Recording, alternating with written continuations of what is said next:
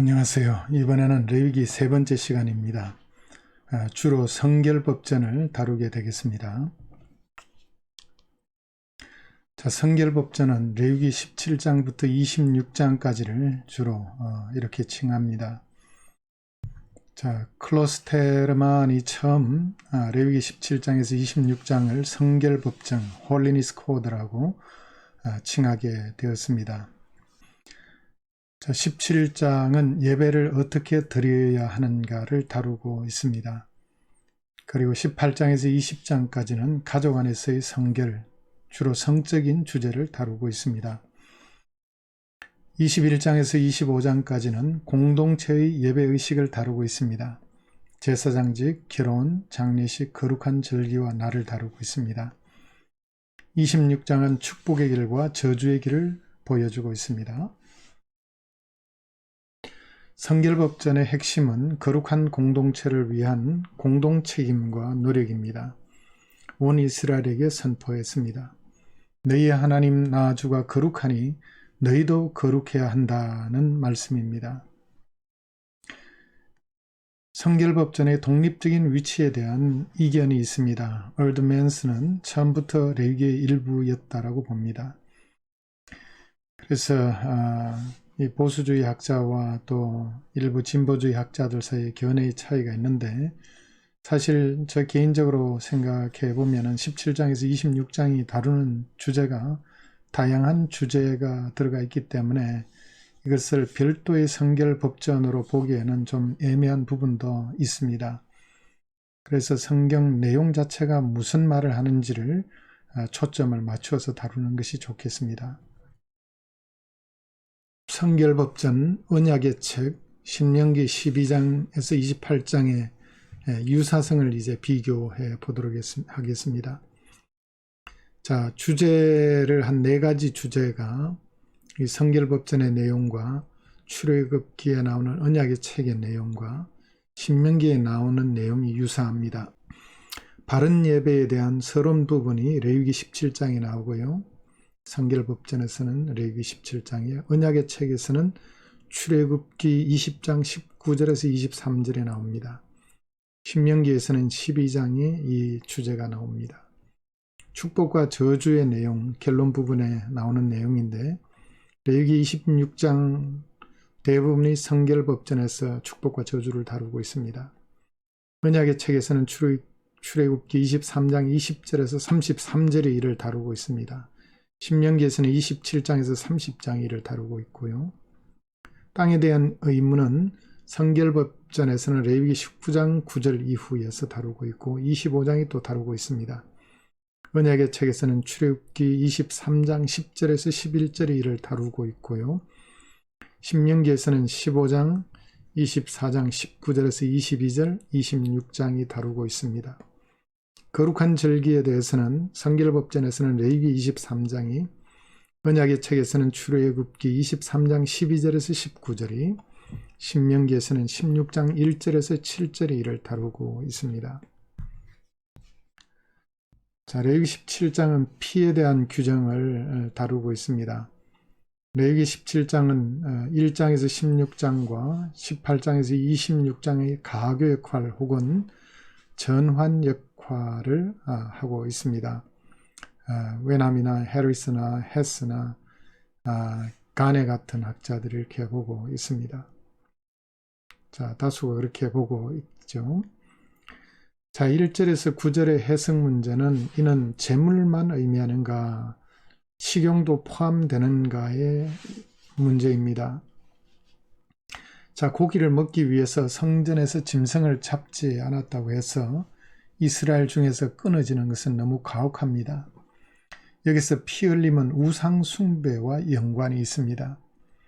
화목제물이라는 제사의식의 목적이 명시되어 있고 회막문이라는 표현이 4번 등장하고 하나님께만 예배 드릴 것을 강조하고 있습니다.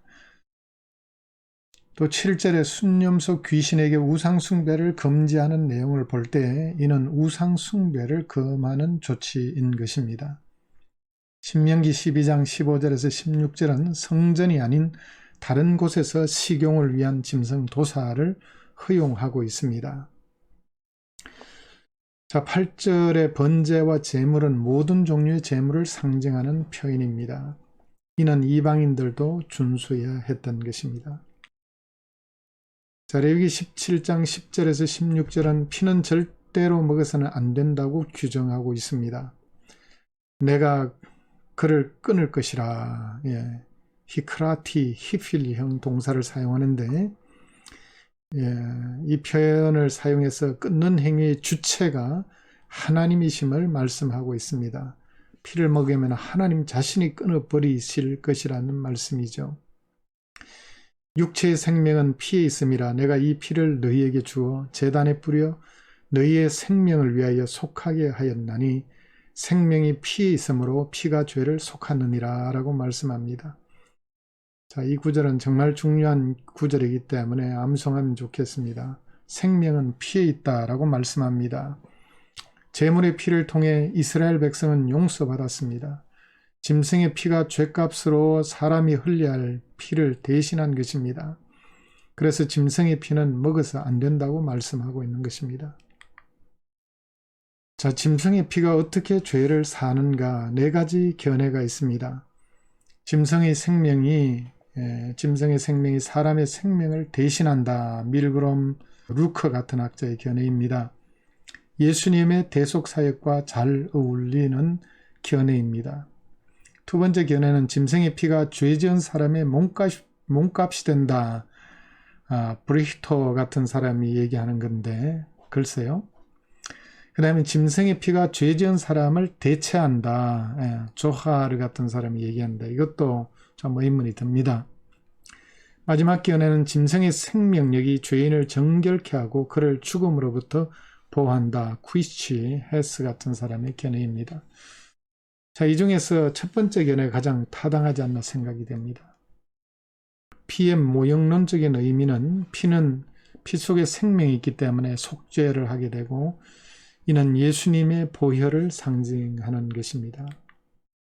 18장에서 27장은 거룩한 백성을 위한 삶의 규정을 다루고 있습니다. 자, 학자들에 따라서 레위기 17장 26절 혹은 27장을 성결법전 홀리니스 코드로 분류하기도 합니다. 레위기 17장은 피의 취급 방법에 대해서 다루기 때문에 제사 제도와 더 연관성이 있어서 전반부에 저는 다루었습니다. 그래서 17장을 별도로 떼내서 다루었고 다른 부분도 사실 내용상 다양한 주제가 나오기 때문에 저는 이 성결법전으로 하나로 보기에는 좀 어려움이 있다라고 보는 견해입니다. 자, 방금 설명드린 겁니다. 소위 성결법전이라고 불리는 부분에도 대부분이 의식법과 연관이 있습니다. 제사장들과 제사에 대한 법 21장, 22장, 그리고 안식일과 절기들 23장, 성막에 관한 법 24장 1절에서 9절, 신성 모독자 처벌 이야기 24장 10절에서 23절, 희년 규정 25장, 예물에 대한 규정들 27장 등에 나오고 있습니다. 18장에서 20장은 도덕법 준수를 통한 거룩함 구현이 주된 내용입니다. 자, 레위기 18장에서 20장은 주로 도덕법과 관련이 있기 때문에 도덕법 준수가 거룩한 백성을 만들기 위한 중요한 조건임을 알 수 있습니다. 도덕법은 십계명을 말하죠.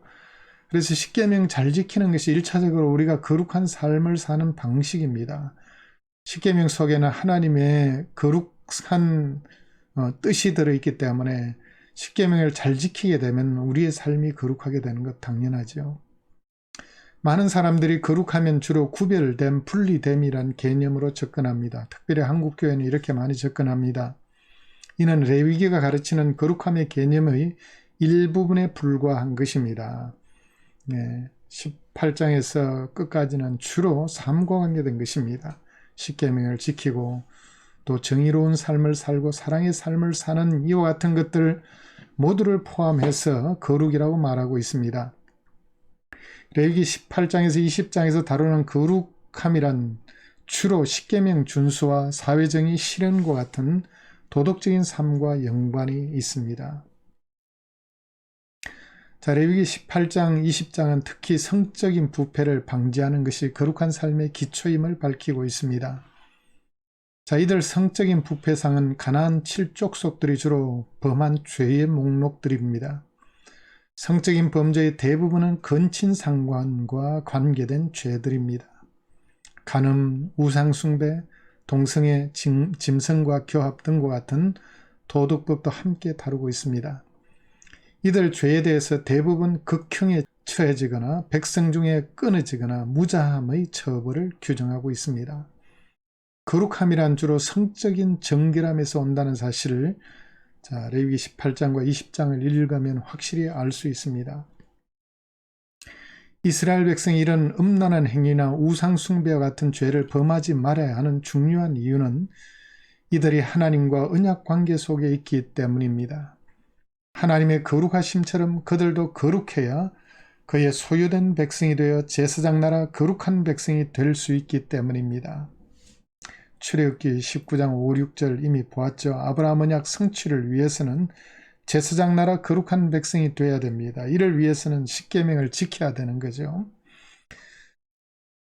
자, 만약 이들이 거룩함을 상실하게 되면은 이들에 대한 처벌도 언약대로 이행할 것이라고 말씀합니다. 언약의 저주들대로 처벌한다는 말씀이죠. 장차 하나님께서 주실 땅에서 쫓아내리라고 경고하셨습니다. 18장과 20장의 거룩한 삶을 위한 규정들 하나씩 이제 내용을 보겠습니다. 자, 근친상간을 금지합니다. 대부분 사형 혹은 무자입니다. 처벌은요. 이웃의 아내와 간음죄를 지으면은 사형에 해당됩니다. 엄히 금했습니다. 자식을 몰래에게 주지 말라. 그렇게 되면은 사형에 처해졌습니다. 동성애 금했습니다. 동성애자는 사형에 처해졌습니다. 짐승과 간음죄를 짓는 것 역시 사형감이었습니다. 수간을 금지했습니다. 월경 중 성관계를 금했습니다. 백성 중 끊어지리라 말씀합니다. 초혼, 마법, 초혼은 영혼을 부르는 무당행위죠. 마법을 금하고 있습니다. 사형에 해당되었습니다. 부모를 저주하는 것을 금했습니다. 역시 사형에 해당되었습니다. 이런 악한 풍습이 가나안 땅의 백성들의 죄악들이었습니다. 땅이 이들을 토해냈다라고 말씀합니다. 내가 거룩하니 너희도 거룩하라고 하나님은 거룩을 요구하고 있습니다. 자, 여기에 나오는 것이 대부분 7계명과 관계된 것이 많고, 자, 1계명과 관계된 것, 5계명과 관계된 것 등도 있고, 그래서 이 계명들을 지키는 것이 거룩임을 분명하게 가르치고 있습니다. 10계명 잘 지키는 것이 거룩한 삶의 기초입니다. 오늘날 한국교회가 이런 지탄의 대상이 된 것은 주로 교회 리더십에 있는 사람들이 이 10계명 중에 6, 7, 8, 9, 10 이 계명들을 어겨서 사회의 지탄의 대상이 된 것입니다. 아무튼 성직자가 될 사람은 이 6, 7, 8, 9, 10 특별히 뒤에 있는 계명들을 철저히 기억하고 지켜야 할 것입니다. 자, 19장은 거룩한 삶을 위한 규정을 다루고 있습니다. 내가 거룩하니 너희도 거룩하라라고 말씀합니다. 10계명 준수가 거룩의 기림을 다시금 강조하고 있습니다. 부모 공경과 안식일 준수, 우상 숭배 금지, 도둑질 및 거짓말 금지, 거짓 맹세로 하나님 명예실추 금지, 사람 비방 금지, 이웃을 미워하지 말 것, 안식일 준수, 신재판자와 박수신뢰 금지, 노인 공경, 여종과 간음한 자 속건제 규정, 창녀 금지, 점과 술법 금지, 이웃사랑 등을 가르치고 있습니다. 자, 10계명을 또한 확대 적용하고 있습니다. 이것이 거룩이라고 말씀합니다. 노인 공경, 부모 공경의 확대 적용입니다. 5계명에 대한 확대 적용이 되겠습니다. 점치거나 초혼 금지, 이거는 제1, 2계명을 어기는 것입니다. 그래서 점치는 것 초혼 금지하고 있습니다. 그 다음에 사회정의 실현이 바로 거룩함이라고 또 강조하고 있습니다. 약자를 배려하도록 여러 군데서 강조하고 있습니다. 곡식을 수확하거나 포도를 수확할 때 가난한 자를 위해서 좀 남겨두라고 말합니다. 청각장애인 듣지 못한다고 저주하지 말라고 말씀합니다. 또 맹인들 보지 못한다고 앞에 장애물 두지 말라고 말씀합니다. 외국인과 나그네를 보호해 주라고 말씀합니다. 외국인 나그네는 당시의 약자들에 속한 사람들이었습니다.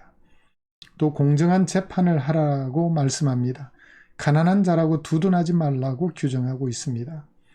또 상행위의 공정함을 가르치고 있습니다. 바른 저울과 추와 에바와 흰을 사용하라.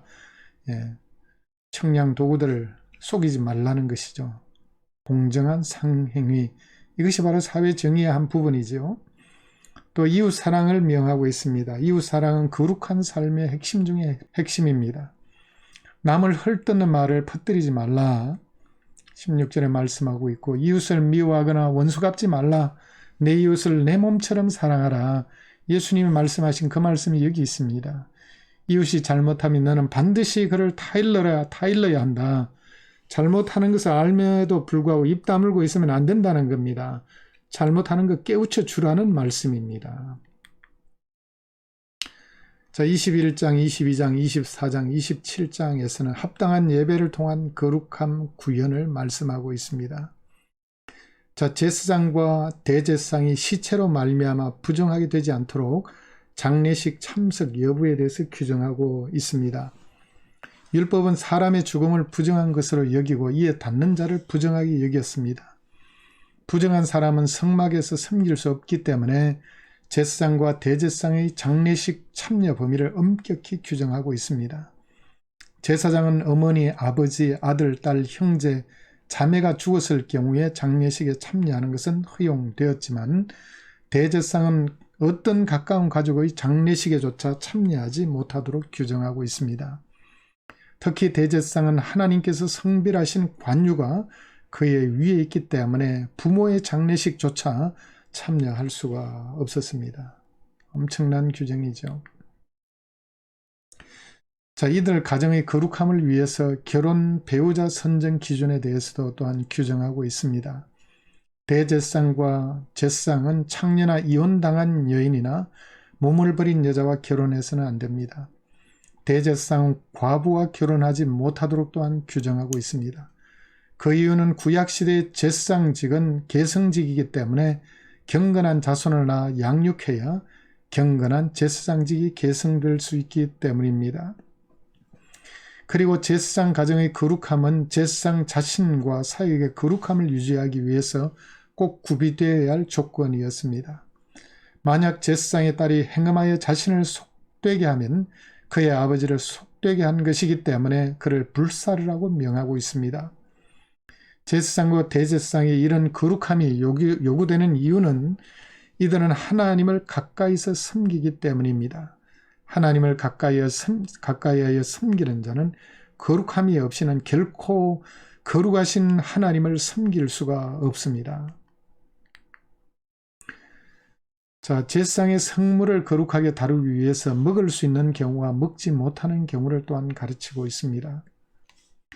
제사장 가문 출신이지만 몸에 흠이 있는 자는 제사장으로 섬길 수 없었습니다.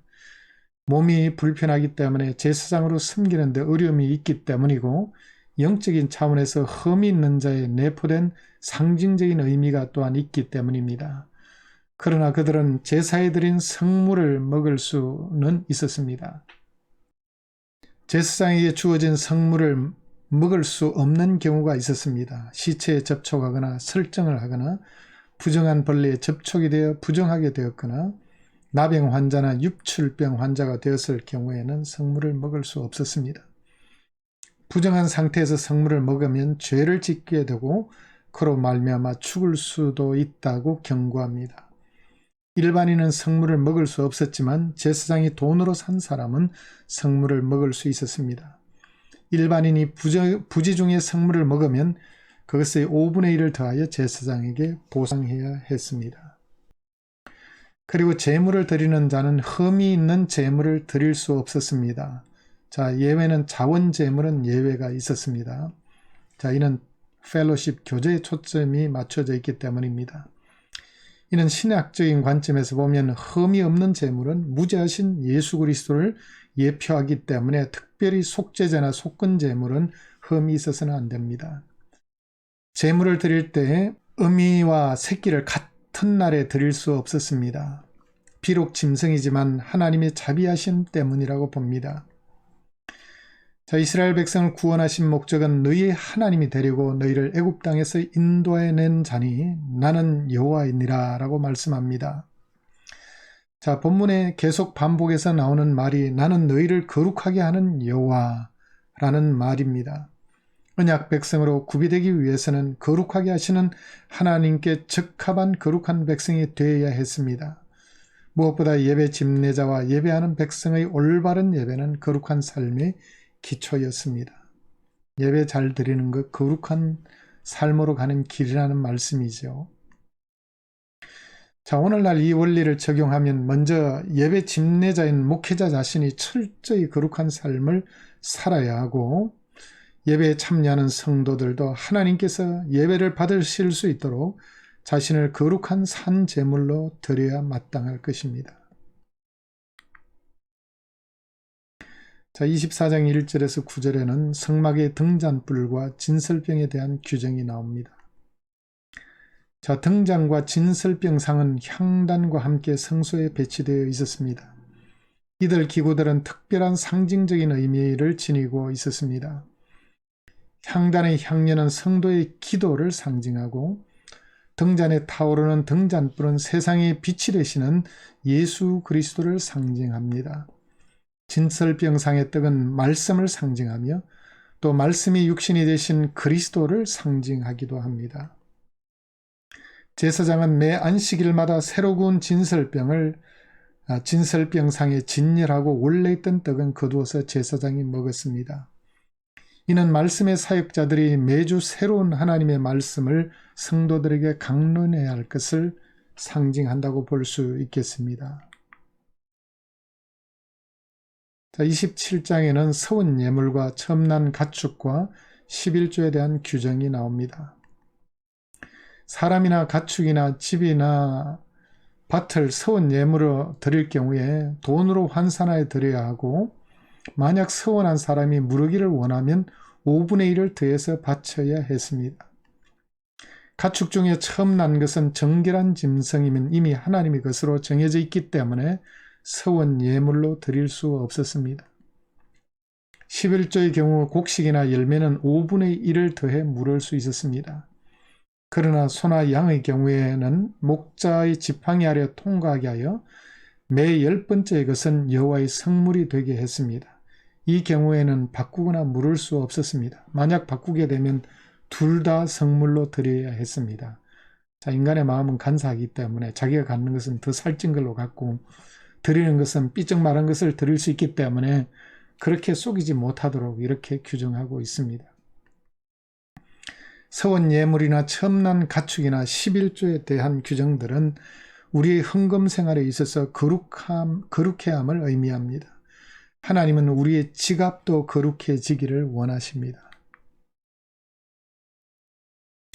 절기준수도 거룩이다라고 23장에서 25장 가르치고 있습니다. 자, 안식일 매 7일마다 지키는 절기였죠. 6월절 무교절은 애굽에서 구출한 것을 기념해서 지키는 절기였고 77절은 첫곡 식단을 바치는 절기였고 7월 초하루 안식일은 신년의 시작이었죠. 로샤샤나라고 얘기하죠. 히브리어는. 자, 속죄일은 매년 7월 10일 국가적인 죄속죄의 날이었습니다. 초막절은 수확 마감 및 광야 방황을 기념하는 절기였고 그리고 성소 안에 등불을 켜두라라고 말씀하고 있고 안식년 매 7년, 희년 매 50년 빚을 탕감하고 종을 해방하고 토지를 돌려주도록 규정하고 있습니다. 또 사회 정의를 실현하도록 규정하고 있습니다. 같은 정도로 물어주라. 부당한 이익을 삼가하라. 동족끼리 이자를 받지 말라라고 규정하고 있습니다. 그리고 종의 인권을 보호하고 있습니다. 심하게 부리지 말라라고 규정하고 있습니다. 정말 하나님의 말씀은 이 옛날 시대에도 종의 인권을 기억하고 이렇게 율법으로 규정하고 있었습니다. 자, 23장과 25장에는 절기준수를 통한 거룩함 구현을 가르치고 있습니다. 자, 이스라엘 백성의 거룩한 삶은 절기 준수와도 밀접한 관련이 있습니다. 하나님이 정하신 때를 규정에 따라 잘 지키는 일은 이스라엘 백성의 거룩한 공동체 유지에 중요한 역할을 했습니다. 레위기 23장은 안식일, 유월절, 무교절, 보리 첫 열매를 드리는 절기, 77절, 7절은 밀수확을 드린 절기였습니다. 나팔절, 속죄일, 초막절에 대해서 규정하고 있고 25장은 안식년과 희년에 대해서 규정하고 있습니다. 이들 절기들은 대부분 그리스도의 구속 사역을 예표하는 기능을 했습니다. 뒷부분에 설명이 나옵니다. 구약시대의 절기 준수가 이스라엘 백성의 거룩한 삶에 중요한 역할을 했듯이 오늘날 성도들이 신약시대의 정해진 절기들, 예를 들면 성탄절, 부활절 등과 같은 절기들과 주일을 거룩히 지키는 일은 교회 공동체와 성도의 거룩한 삶에 여전히 중요한 역할을 합니다. 예배 잘 드리는 것, 거룩한 삶의 기초입니다. 자, 이스라엘 절기들은 대부분 7이라는 숫자로 구성되어 있습니다. 자, 매 7일마다 안식일이었습니다. 6월절은 아비벌 14일이므로 7을 2번 곱한 숫자이고 무교절은 6월절 다음 날부터 7일간 지속되었습니다. 77절은 보리 첫 이삭을 드린 날로부터 7주를 곱한 날이었습니다. 이스라엘 종교력으로 7번째 달은 매우 거룩한 달이었습니다. 첫날은 나팔절, 신년의 시작이었고 10일은 속죄일이고 15일부터 일주일간은 초막절이었습니다. 자, 매 7번째 년은 안식년이었고 7 안식년이 지난 다음 해에 희년이 시작되었습니다. 그래서 이 절기들은 7777로 다 연결이 되어 있습니다. 자, 이렇게 절기들은 온통 7이라는 숫자로 구성되어 있는데 이는 무엇을 의미할까요? 7은 완전수 혹은 만수로 보기도 하지만 강의자의 생각에는 7은 안식을 상징하는 중요한 의미를 지닙니다. 창세기 2장에 나오는 하나님의 최초의 안식은 나중에 안식일의 기원이 되었고 신약에서 안식은 복음 안에서의 쉼, 즉 구원을 상징합니다. 히브리서 4장 1절에서 11절에 이를 가르치고 있습니다. 자, 안식일의 근본 정신은 노동으로부터 쉼입니다. 사람을 창조하신 하나님께서 피조물들의 쉼이 이들의 샬롬을 위해서 너무나 중요함을 잘 아셨기 때문에 매 7일마다 쉬게 하셨습니다. 자, 고속도로를 주행하는 자동차는 매 2시간마다 쉬게 합니다. 만약 계속 몰게 되면 차가 과부하가 걸려서 수명이 단축이 됩니다. 하나님께서 우리 인간을 창조하시고 매 7일마다 쉬어야만이 우리가 과부하가 걸려서 일찍 죽지 않고 건강하게 살 수 있기 때문에 이렇게 규정하신 것입니다. 우리를 위해서 안식일을 만들어 주신 것입니다. 쉬지 않고 일만 한다면 몸이 견디지 못할 것입니다. 생육하고 번성하라는 문화명령 수행에 지장을 초래하게 될 것입니다. 사람뿐만 아니라 짐승도 쉬어야 합니다. 그래서 십계명 제4계명은 육축도 쉬도록 명하고 있습니다. 안식일의 쉼의 정신은 신약 성경에서 더 높은 차원의 의미를 갖습니다. 모든 사람들은 타락 이후 영적인 참된 쉼을 얻지 못하고 있습니다. 예수님은 내가 너희를 쉬게 하리라 라고 약속하셨습니다. 수고하고 무거운 짐진 자들아 다 내게로 오라 내가 너희를 쉬게 하리라 약속하고 있습니다. 자, 이 말씀의 참뜻은 참된 안식은 예수님 안에서 누릴 수 있음을 의미합니다. 예수님을 믿음으로 말미암아 죄로부터 해방되어 참된 쉼을 누리게 됨을 의미하는 것입니다. 자, 6월절 무교절 첫 이삭 드리는 절기입니다. 6월절은 어린 양 되신 예수 그리스도의 대속적 죽음으로 말미암아 하나님의 백성의 죄가 용서받고 구원받게 된 사건을 예표합니다. 무교절은 문자적으로 누룩이 없는 절기입니다. 성경의 누룩은 죄를 상징합니다. 이는 구속받은 하나님의 백성은 그에게 주어진 기간 7일 일생의 삶을 의미하는 것입니다. 우리의 일생 동안 살면서 죄 없는 삶을 살도록 힘써야 함을 의미하는 것입니다. 자, 왜 무교절은 6월절 바로 다음 날부터 시작될까요? 6월절은 구원을 상징하는 절기이고 무교절은 구원받은 성도들이 하나님께서 정한 남은 생애를 살면서 죄를 멀리하며 살아야 할 것을 의미하는 것입니다. 성도들은 거룩한 삶을 살아야 될 것을 이 무교절을 통해서 보여주고 있습니다. 자, 무교절 기간 중에 이스라엘 백성이 첫 이삭 한 단을 제사장에게 갖고 가면은 제사장은 이를 흔들어 하나님께 요제로 드렸습니다. 요제는 흔들 요자라고 그랬죠. 그래서 흔들어서 드렸습니다. 이날에 드린 것은 무엇이고 날짜는 어느 날일까요? 이는 이스라엘 농사법을 알면 곧 답이 나옵니다. 첫 이삭은 보리가 확실하고 드린 날은 무교절 중에 있는 안식일 바로 다음 날이었습니다. 자, 이스라엘 종교력에 따르면 이 첫 이삭은 신년이 시작된 이후 드리는 첫 열매입니다. 유월절과 연관하여 첫 이삭 한 단을 드리는 절기는 중요한 예표적인 의미가 있습니다. 예수 그리스도께서 돌아가신 날이 유월절이었고 부활하신 날이 안식일 바로 다음 날이었습니다.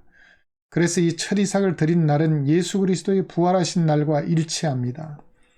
첫 열매는 예수 그리스도의 부활을 예표하는 날입니다. 예수님은 부활의 첫 열매가 되셨습니다. 유월절과 아울러 무교절 중에 드린 첫 열매는 예수 그리스도의 대속적 죽음과 부활을 또한 예표하고 있습니다. 자, 77절 첫 이삭 한 단을 드린 날로부터 정확히 7주간이 지난 날이 77절입니다. 7에 7을 곱한 절기라고 해서 77절이라고 합니다. 무교절에 있었던 안식일로부터 계산하면 이 날이 50일째 되는 날입니다. 자, 여기서 오순절이라는 말이 유래하게 되었습니다. 77절에 드린 것은 밀수학의 첫 열매였습니다. 이번에는 밀의 첫 이삭으로 만든 떡 2개를 가져다가 요제로 흔들어 드렸습니다. 자, 오순절은 신약시대의 성령 강림과 교회시대의 시작을 알리는 절기였습니다. 자, 한글 성경은 77절을 맥추절로도 번역을 하고 있어서 많은 사람들이 맥추절을 한국의 맥추 감사절로 오해하고 있습니다. 자, 이는 원문 하카치르를 잘못 번역한 탓입니다. 자, 원문은 맥추절이라는 뜻이 아닌데 이를 맥추절로 번역해서 이런 오해가 나오게 된 것입니다. 자, 하카치르는 무슨 뜻이냐면 추수절 혹은 수확절이란 뜻입니다. 자, 이는 제가 연구 논문을 발표한 것이 있습니다. 제가 나중에 밴드에 올려놓을 테니까 한번 읽어보시기를 바랍니다. 그래서 이 77절을 맥추절로 부르는 것은 잘못된 명칭입니다. 자, 추수절 혹은 수확절로 불러야 된다는 것 기억하시고, 또 이렇게 맥추절로 부름으로 말미암아 맥추 감사절이 맥추절인 것, 77절인 것인 것처럼 오해하게 됩니다. 여러분, 그렇게 되면 무슨 문제가 생깁니까? 그러면 지금 우리는 옛날 유대인처럼 유월절도 지켜야 되고, 장막절도 또 지켜야 됩니다. 그렇게 돼서는 안 되죠. 자, 일곱째 달 첫날은 나팔절로서 태양력으로 신년의 시작입니다. 나팔을 불어 이 날을 기념하고 쉬도록 규정하고 있습니다. 일곱째 달 10일은 속죄일로서 매년 한 번 있는 민족적인 회개의 날이었습니다. 이날은 노동을 쉬면서 성회로 모여 스스로 괴롭게 해야 했습니다. 스스로 괴롭게 하지 않는 자는 백성 중에서 끊어질 것이라고 경고합니다. 자신의 죄에 대해서 철저히 아파하고 이에 대해서 마음으로부터 통회하는 회개가 필요하다는 말씀이죠. 속죄일의 이 행사는 진정한 회개는 자신이 지은 죄에 대하여 스스로 괴롭게 하는 통회 과정이 반드시 수반되어야 함을 의미하는 것입니다. 속죄일 행사는 진정한 회개란 어떤 것인가를 상기시켜 주고 있습니다. 자, 일곱째 달 15일부터 일주일간은 초막절이었습니다. 혹은 이를 수장절이라고 칭하기도 합니다. 자, 초막절과 수장절은 이 절기가 지닌 두 가지 중요한 의미를 다 내포하고 있습니다. 초막절은 출애굽 이후 하나님께서 이스라엘 백성을 광야 40년 동안 초막에서 살게 하신 때를 기억하도록 초막에서 일주일간 살게 한 데서 유래하였습니다. 지금도 유대인들은 초막을 지어서 기거합니다. 제가 뉴욕에서 이민 목회를 할 때 그 오션 파크웨이라고 유대인들이 많이 사는 그 동네에 살았습니다. 아주 가까운 지역에 살았습니다. 한 블락 차이입니다. 예. 그때 6월절만 되면은 초막으로 집을 짓고 거기에 거하는 유대인들을 볼 수 있었습니다. 수장절은 여름 과일 수확을 마감하여 저장하면서 하나님께 감사드린 일종의 추수감사절과 같은 절기였습니다. 그래서 초막절, 수장절 이 두 가지 의미가 동시에 내포되어 있습니다. 영어로는 이 절기를 모아드리는 절기, Feast of Ingathering이라고 칭하는데 이는 여름 과일을 모아드린다는 의미에서 유래한 것입니다. 자, 한 해를 마감하면서 마지막 수확을 거두에 들여 저장하고 동시에 태양력으로 신년의 절기가 있었기 때문에 새로운 시대가 시작된다는 이중적인 의미를 지니고 있었습니다. 자, 이런 의미에서 수장절은 그리스도의 재림을 예표하는 절기입니다. 구약 성경은 수장절이 종말론적인 의미를 내포하고 있음을 암시하고 있습니다. 자, 이스라엘 3대 절기의 모형론적인 의미를 보도록 하겠습니다. 자, 절기 명칭 6월절, 무교절, 7.7절, 오순절, 수장절, 초막절 이렇게 절기 명칭들이 두 개씩 있습니다. 자, 드린 날은 6월절, 무교절은 무교절 기간 중 안식일 다음 날 드렸고요. 첫 수확을 이때 드렸다는 거죠. 드린 곡물은 보리 첫 이삭이었습니다. 보리 첫 이삭. 자, 이 6월절 무교절은 예수 그리스도 모형론적인 의미는 예수 그리스도의 부활의 첫 열매 대신 첫 보리 이삭은 부활의 첫 열매 대신 예수 그리스도의 부활을 예표합니다. 자, 7.7절 오순절은 자, 첫 보리 이삭을 드린 이후 49일이 되는 날 안식일 다음 날입니다. 밀 첫 수확을 드렸고 성령 강림과 교회 시대의 시작을 알립니다. 사실 오순절에 성령이 임하셨잖아요. 수장절 초막절은 7월 15일에서 21일인데 여름 과일 수확을 드렸고 재림과 모든 알곡을 모아드리는 마지막 곳간에 모아드리는 예수님의 재림의 때를 예표하는 것입니다. 그래서 이스라엘 3대 절기는 이 예수님의 구속 사역, 교회 시대 재림까지 전체를 커버하는 이 예표적인 의미가 들어 있습니다. 정말 하나님의 말씀은 놀랍습니다. 자, 25장은 안식년과 희년 규정이 나옵니다. 이 두 절기는 이스라엘 사회의 빈곤의 악순환을 막기 위한 제도적인 장치였습니다. 사람과 가축이 매 7일마다 안식하듯이 땅도 매 7년마다 한 번씩 휴경을 통해 안식하게 했습니다.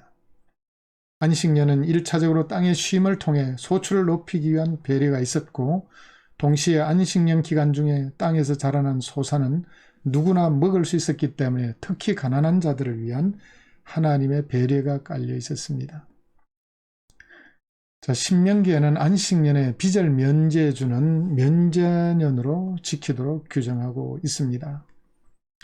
자, 이는 빚진 이스라엘 백성의 빚을 탕감해 줌으로써 경제적인 속박으로부터 자유를 주기 위한 제도였습니다.